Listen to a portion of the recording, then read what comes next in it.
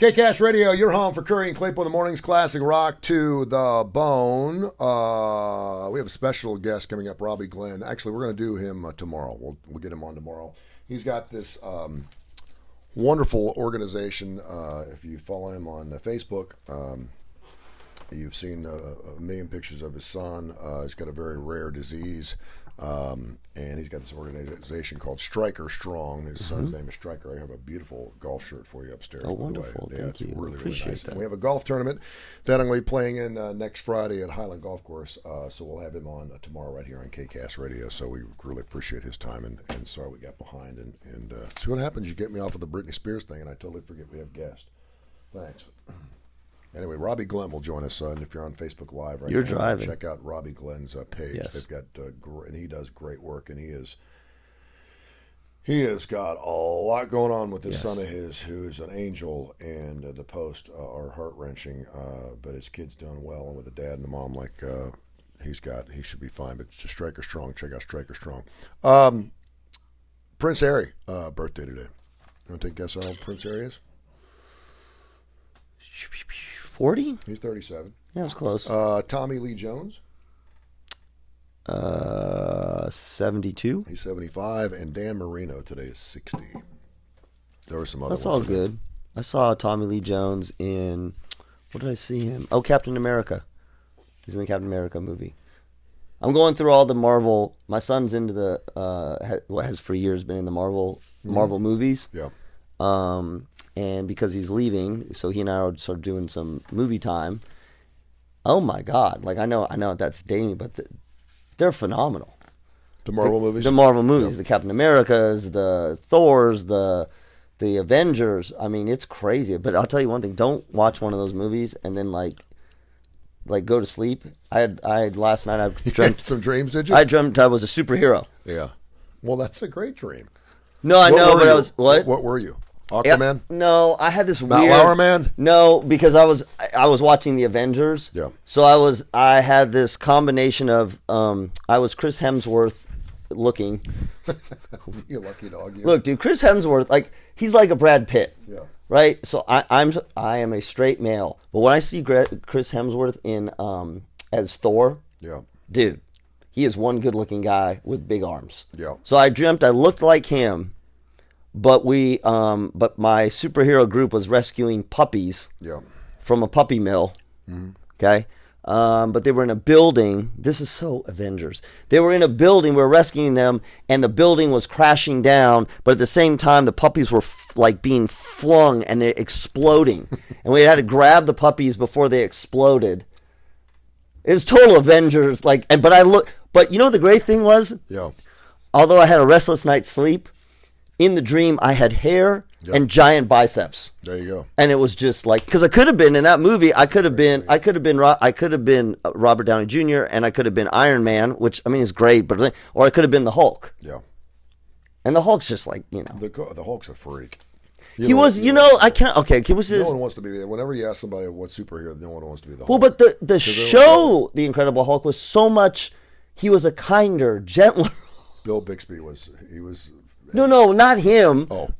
Lou Ferrigno was I mean, this Hulk is like. Would you rather be Bill Bixby or Lou Ferrigno in life? No. Just as a human being. Oh. Was a human being? I can't believe the dude that was in the courtship of Eddie's father was actually the Hulk. Well, he wasn't, Tony. That wasn't acting. Tony, that was. Well, actually, I can because they wanted to get a small scientist kind of. That's right. To turn into him. He doesn't actually turn into the Hulk. But you know what else? No, he does. You know what else? Because this is our thing. Scarlett Johansson as Black Widow. Yeah. She is. Rocking. Yeah, God, I hate. She is. I'm going to do this. I go this on the show. God, I do things. I say go, things. Go, I say things that they come into my mind. Peg it. Could do some pegging here for us. No, that's not what I was on. You want to peg Scarlett Johansson? No, but the badass, beautiful woman. She is known as the most eligible, beautiful woman in Hollywood. She's like in the top of every list out there. But in the Avengers, she has no special powers. Yeah. And she just kicks ass. I know it. And it was so awesome and appealing. She's a female Batman. That's why Batman's Yes, my favorite. that's exactly. He doesn't have any special powers. He's got a cool utility belt. Yes. Another guy who was a badass in his life was the Marlboro Man. I remember the Marlboro Man. My dad smoked Marlboros, and you used to get these coupons inside the cigarette packs, right? And we had a box of these Marlboro coupons because my dad was a 3 or 4 a pack day guy smoking. Oh, wow. And he did it from the age from like 12 it's to like his 50s, and then he thought he was having a heart attack, and he quit cold turkey. I don't know how he did it, and then he smoked again later in life, and he got lung cancer. Go figure. But the Marlboro Man, who died at the age of 90 a couple years ago, never smoked. Yeah, I knew that. His name was Robert Norris. He was a good friend, Robert Morris, I say. He was good friends with John Wayne, a chiseled, good-looking guy. Yeah. You know the Marlboro guy, the guy with a hat. Good-looking guy, the original guy. So when he gained his fame and fortune in 1961, the then 31-year-old selected this mountain haven to custom build a mansion for his growing family in Colorado. He was recruited by Marlboro in 1955 before the Surgeon General declared smoking a health hazard in 1964. And after 14 years with Philip Morris brand owned, he said he was setting a bad example for his children and quit the position. Then he died in 2019. So some 50 years after the cigarette-sponsored actor and rancher selected the plot, the 14,430 square foot mansion has been relisted for $8 million. It's got a beautiful. It's the kind of place. I know it's not, and it overlooks Pikes Peak. It's beautiful. I mean, that's not. Normally, I look at these freaky celebrity pads and I'm like, okay. And I always tell my kids, my Lila, her question yesterday was, have you ever been in a mansion? I said, yeah, I've been in a mansion. Yeah. And she said, where? And I said, well, I've been in Hugh Hefner's mansion. It's called a mansion. You've been? I did a remote at Hugh Hefner's mansion. I said, but I've also been in other big homes that I would consider mansions. Yeah. I said, I consider my house a mansion or my castle. She goes, really? And I said, well, yeah. I said, if you've got friends of yours that live in trailer parks, God love them, that's great. No, that's yeah. what they're it's all relative. It's all relative. They think our house is a mansion. So it doesn't really. The mansion doesn't mean size. I don't think there's a square footage that it has to be 14,000 feet to be considered a mansion, right? I think anything over 10,000 feet. That's just my. But I'm always like, I don't need the room, right? I mean, if we have 17 kids, okay. But I mean, right. Most mansions, I mean, you have May just going in there dusting because there's nothing. Yeah, I know. Nice to have I know. Courts and all that stuff. It's got an ice rink, by the way, which is pretty weird. Was he a big skater? Hockey player? I don't know, but it's kind of strange. That's a weird one. And there he is right there. It's the Marlboro Man, the Marlboro Man. No, I know. Does there show a picture of him when he was like 90? No. Okay. Was he ever seen when he was older? It's a beautiful house. You gonna buy it? Sure. It's $8 million. That's not bad. No, it listed for $7.2 million in 2014, so it's fluctuated in price. But he's got this this big metal crypt-looking sign that hangs in his house. Yeah. And it says, oh, by the way, the current owner is a land developer, Robert Oldak, and his wife bought the property in 2006 for $2.6 million and spent $5.9 million remodeling. Oh, okay. So it's updated.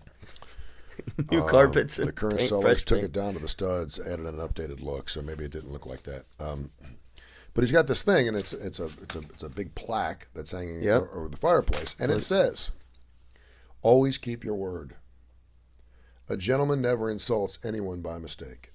Never tell a lie, then you don't have to worry about what you said.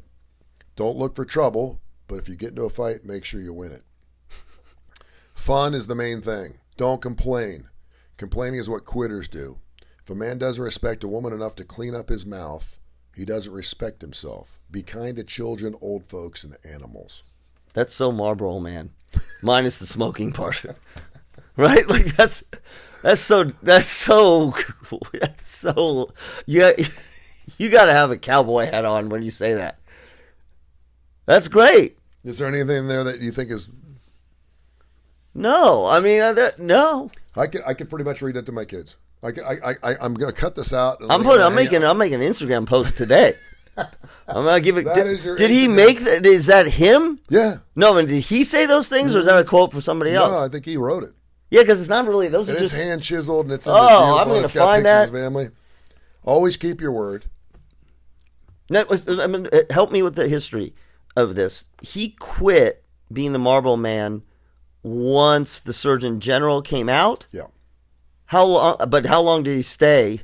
You know what I mean? Like, did he quit? 6 or 7 years. I mean, he was the original Marlboro Man. There was other Marlboro Mans after him, but the original Marlboro Man. So he was pre-Surgeon General. Actually, it was the 1955 is when he took the job. Okay. And then in 1964, so about 9 years. Okay, and then the Surgeon General stuff was somewhat after that. Oh yeah, it was actually after that, right? 1964, yes, 9 years after he started. But he never smoked. Yeah, but that's even more hypocritical, right? That's like that. That's even more hypocritical. Yeah. If you know that it could kill you. I was at a gas station yesterday, and some dude was walking in to get a pack of cigarettes, and you could tell people that smoke cigarettes, man, are just looked upon as like scumbags. Yeah, think about how much that's changed. I mean, we won't do a whole segment on that, but think about how much that's changed. I mean, what an amazing. He was like, there was another guy over the vape thing, looking at the vape things. And yeah. You could tell he was kind of embarrassed, and I'm kind of like, well, vaping's. Yeah, let me have a pack of Marlboros. Yeah. Menthol. The vaping thing is like, that's. And there's another gal up there that she's probably 80. She's vaping? Smokes like a chimney. Oh, yeah. Every time I go up there, she's smoking. You know what I'm talking about? Sweet lady. Is her voice like yours? No, she sounds nice. Okay. She's super nice. Smoking them light? Menthols? Yeah. Probably menthols. My mom used to make me pack her cigarette. She had when she went out, like a little gold, like a little thing to hold your cigarettes. It was a very fancy thing that she would have. And so my job was to go and grab she smoked Shermans.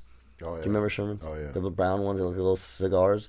And so my job was to get those and put them in her little gold thing for only when she went out. My dad, I think a carton of cigarettes. God, just think about what, you know what they're going to, like, they're not our kids. Our kids are going to say, you remember my dad would make me go call the pot dealer, have it delivered, get him his gummies. That's what we're going to be? My dad I remember him getting a carton of cigarettes. He'd get a carton of cigarettes my grandma every did Sunday. That. I think they were $21 for a carton of cigarettes. I'm not how many. What is it now? Like 80, 90, it's 110? It's like $100. I mean, the whole idea of just taxing people out of submission to get them to stop smoking don't work. Oh, it worked. It worked. It did work. I remember people saying, if it gets to $6 a pack, right. I'm stopping. Well, it's $6 a pack, and you just smoked them a little slower. It works, I guess, from that standpoint. But now they burn a lot quicker. I smoked a cigarette about a year ago. I don't remember why. I don't remember. You lose your mind? And I just couldn't believe it because it lasted like 60 because seconds. You're used to smoking cigars. That's why. Man, I was sucking too hard. On the cigarette? Yeah. No, that's the whole thing. You watch people who smoke cigars for the first time and their only model of smoking a cigar was either like cigarettes or a joint. Yeah. And then they switch over to cigars, and they're puffing on it like it's, and you're like, dude, you're going to get super sick. Yeah. And they're smoking it. Remember my dad coming home from work one morning, and we had like 25 stuffed animals, and we put them all in the living room to set them up, and we put a cigarette in all their mouths, so all the stuffed animals were. I wish I had a picture of it. It was classic. For like a joke for your dad, or yeah, because we were playing house.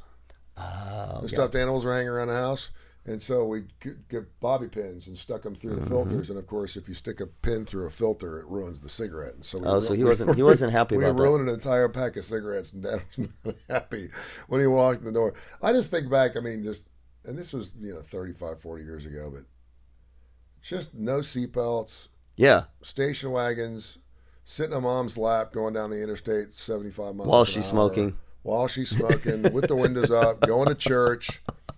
We used to have 4 kids in the front seat of the car. So do and you? It was such a simpler one. Okay, but so listen, because riding people our bikes with no helmets. But okay, so stop. So I want to ask you this because you get the, not you, but you get this all the time.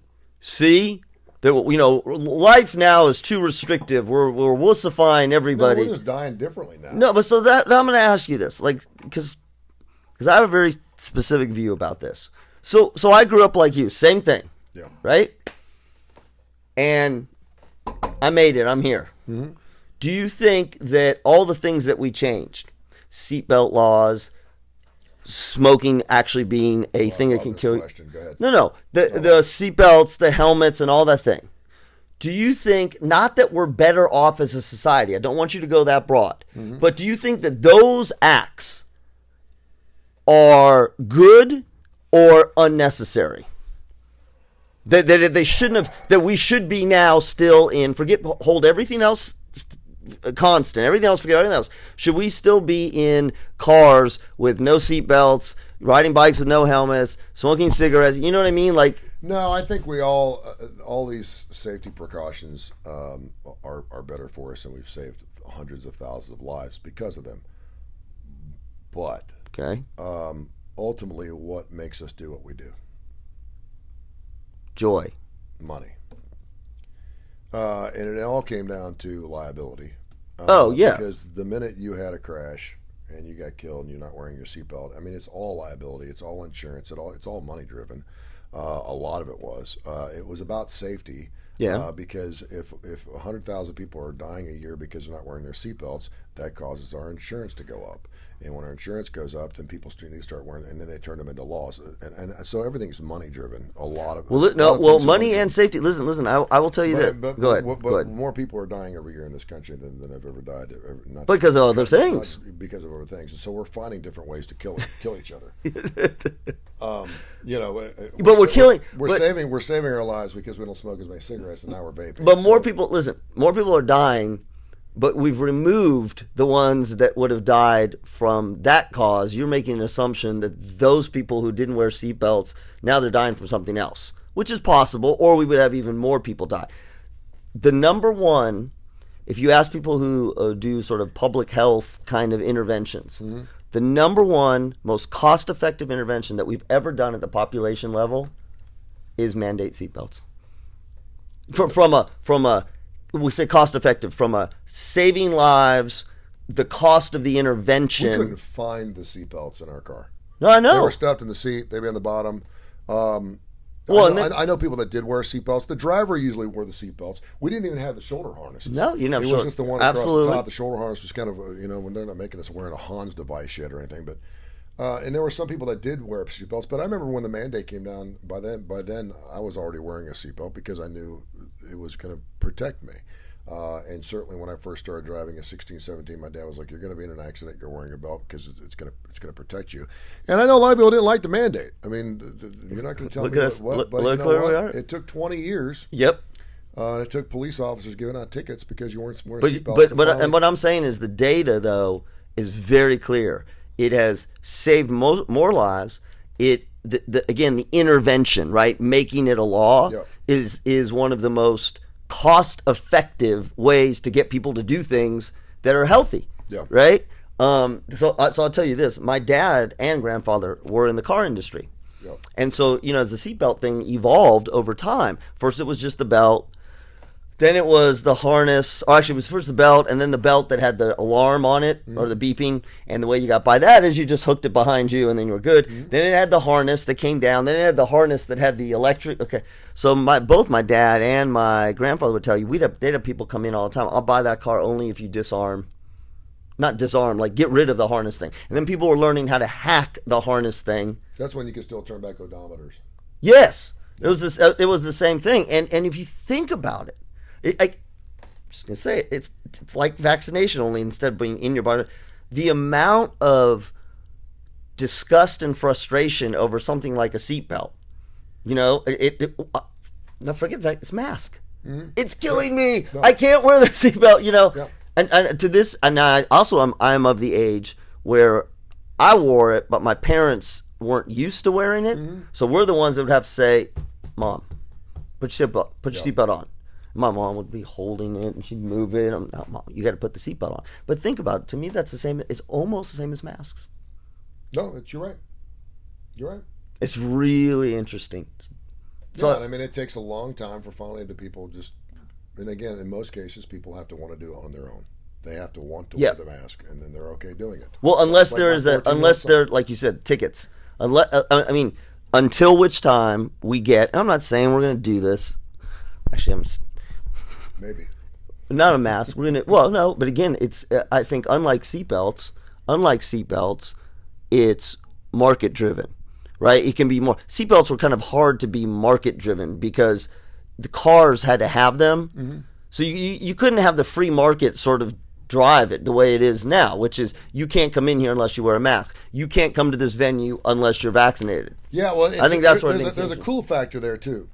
Yeah, because it wasn't cool to wear a seatbelt. No, it's the helmet thing. It's the helmet thing. Yeah, it's not cool, I'm sorry, but I will not wear a helmet when I'm riding my bicycle. I don't, I won't I won't make my kids. Would you? If we're going hiking on a back trail or we're going down the interstate on our bicycle, sure. But if my kids are just running their bicycles around the neighborhood, I'm not making. No, I totally agree. What about if you had a motorcycle? Helmet guy? Yeah, I'm a helmet guy on a motorcycle. But there's still states that don't allow that. That's right. But I mean, yeah, you're going 75 miles an hour, and I don't want to die. So, I'm not going to wear all the padding and everything else that goes along with it. But yeah, I'm going to wear a helmet. It's interesting because we're living through this. That's what's interesting because we're living through it right now. And we remember how it was, and things were very simple, and there wasn't so much chaos, and there wasn't so much information. Yep. And man, if you went out and got a brand new 27-inch TV, it was like the best thing of the year. And now people just go out and buy TVs just because there's a Super Bowl coming up. Well, yeah, because that's it's kind of crazy. And I know I'm going to date myself here, but I mean I have thought, if this was 1975, I was 9 years old, and we were going through this COVID thing right now, it'd be over. It would have been over already. Actually, interesting you said it's 1975 or 1980. No. The reason I said 75 is would we still be picking up on sort of the late 60s, early 70s sort of protest vibe? Maybe a little bit. Maybe a little bit. But we are getting so factioned. Yeah. Well, we talked about the Facebook groups. Everyone's got their group. Everyone wants to be part of something special. Yep. They want to be part of their group. They want to create a group. Yep. And it's weird because I still think we are united as a nation in a lot of different ways, but we're as separate as we've ever been. And we're trying to figure this out because we all have these different ideas and different beliefs and religions and blah, blah, blah, blah, blah, which is what a free society does. But at the same time, I'm telling you right now, if it was 1975, this COVID thing would have been over in 6 months. Well, part of it. Because we would have gotten. You know why? But you know why? The other reason is, and again, I say the same thing. And that's we can blame our politicians for a lot of this. Well, politicians. Because back then, regardless of whether it was Nixon or JFK cheating or whatever, that was the end all. The buck did stop there. And if the government said this is what we're doing as a country, then my dad was like, damn it, that's what we're doing. Yeah. My dad was the first one. Listen, think about the whole protest. Think about protests the 60s and 70s. Yeah. You were calling into question. I think it's exactly what you said. We are living through, we are all experiencing right now what hopefully 20 and 30 years they'll look back and they will look at the protests and they will look at the vaxxers and anti-vaxxers. And listen, if you do your history and you look at smallpox and you look at polio and you look at even the 1970 flu, there were anti-maskers, anti-vaxxers, I mean the whole thing. Now I think the difference is because we didn't have social media and because we didn't have the internet and we didn't have as many sources of information that could be powerfully given to you. And again, I'm not talking about social media companies doing it. We have this thing. We have this technology. I've been watching a lot of Avengers. Yeah. So we have this power. I can't remember the name of the power, the crystal thing, that we are not ready for. Mm-hmm. We brought it into this universe. It has changed our lives. And we are, now the question is, can we evolve to adapt to it? I know I'm sounding very apocalyptic, but it is true. Because we look at the information that's coming in, and you're right, in the 70s there were 6 sources of information, or 3. And people would even argue, well, that was bad. Because if there was manipulation or, malicious intent, we had no way of knowing. Mm-hmm. Well, now we're so messed up because we don't know what to look at. Yeah. Right? And I think that, to me, that is why this thing keeps prolonging and prolonging. And the biggest difference now with a pandemic that is different than social unrest, that is different than political unrest, that is different than violence and all that stuff, is now we're talking about a biological agent. Yeah. That's what makes this fundamentally different. And the only times you had that were when you had smallpox and rubella and polio. And listen, with smallpox, we got to the point where it was a mandate. And that's on the table right now. And I'm not saying it's going to happen, but the fact that it's on the table, we're living through history right now. If 20 years ago, it's 2021, say it's 2001. Let's with 20. Well, people are going to think of 9/11. Let's go 15 years ago. Let's say 2006. Yep. Someone said there's going to be a virus that comes out in 2019, 2018, 2019, 2020, whatever came out. And it's going to be brutal, and there's going to be asymptomatic people, and it's going to ravage the world, not just your country, but it's going to go. There's not going to be a country on the face of this earth that's not going to be affected dramatically by this particular virus. Just hold on, and you're like, okay, I'm listening. And as far as we know at this point, it will kill roughly 5 million people across the world. And it is going to ravage things, not knowing even what the virus was, how it affected us, but we knew it's going to kill 5 million people, and it was going to affect shut down economies. For over a year. What would you think? Nah. No, I mean, so listen, you'd have to remove, because I've sat in the world of public health for a long time, not that I thought this was going to happen, but I had done enough exercises that we saw the scenarios. But even when we played the scenarios, even when we did the preparation, there was a part of my brain going, I mean, I knew that logically and scientifically it could happen, but it's almost like a defense. It was almost like a defense mechanism. Yeah. I don't want to think that, because I saw the movie Outbreak with Dustin Hoffman, and it scared the living crap out of me. And anybody who has not seen that movie, go watch that movie. Did it not just? It absolutely. You're like, holy, So what I would say, nah. I mean, it could. I would be like, it was a cheesy movie, but it was a good movie. But what I would have said is, I understand it could happen, but I don't think it will. Yeah. Because here's where, my whole Josh's loss and faith of humanity thing. Because if you told me this is what's going to happen, and people are going to die, and first people are going to get sick, and then people are going to die, and hospitals are going to fill up, and the only way to prevent this, or the only way to fix it, will be to either keep away and keep the numbers from spreading, herd immunity. I mean, we have the same problem with the flu and cold. So I would understand that. But you'll say, and you would have told me, but there's no vaccination for it. Mm-hmm. And I would have said, oh my God, well, all right, we're gonna have to keep our distance. I've been thinking, we have to keep our distance. We can't be with there, and then we gotta invent a vaccination. That's what I would think. And I think, okay, what'll happen is people will sort of hang on and for the most part do what they need to do, and then we'll get a vaccination, and then we'll all be okay. That's my thought. Mm-hmm. So this last 2 years, and you are tempering me. This has blown my mind, mm-hmm. because for all the good and all that kind of stuff, the absolute denial, self-focus, doubling down, gullible, naive. Like, I've seen more stuff in the last 2 years. I literally could not have, as much as I could not fathom the pandemic, mm-hmm. that you just told me about. If you would have said, well, yeah, and people are going to be talking about different kinds of drugs, and they're going to be trying those things, I could even understand that, home mm-hmm. remedies, right? Yeah. But if you said, well, some of them are parasitic, horse pills, I'd be like, well, okay, that's a little stretch. But if you would have said to me, and there'll be a vaccination, but no one, but lots of people won't want to take it, etc., I'd be like, really?